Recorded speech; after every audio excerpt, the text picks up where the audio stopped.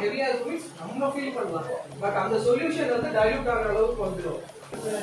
Dilute ஆகிடும்னா அது அப்படியே இருக்கும். அது என்ன பண்ணிடுவாங்க, அவங்க ஃப்ரேமை மட்டும் வெளியே எடுத்துட்டு ஸ்ப்ரே பண்ணாங்கன்னு வச்சுக்கோங்க, வாட்டர் மாதிரி எடுத்தாங்க.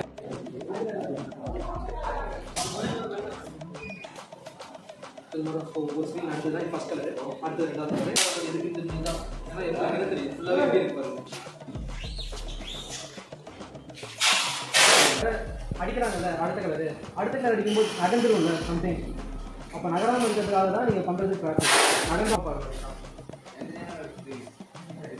இப்போ ஒன்று மேலே ஒன்று கரெக்டாக அடிக்கிறதுக்காகனா அந்த டிஜிட்டல் மார்க் வச்சு என்ன பண்ணிப்பாங்க, அலைன் பண்ணி வச்சுப்பாங்க. எல்லா இடத்துலையும் அடிக்க மாட்டாங்க. ஃபஸ்ட்டு ஸ்டார்டிங் பண்ணுறதுல ஒருத்தர் நிற்பாங்க, அதை எடுக்கிறதுக்கு ஒருத்தர் நிற்பாங்க, கடை நோட் பண்ணுறதுக்கு ஒருத்தர் நிற்பாங்க.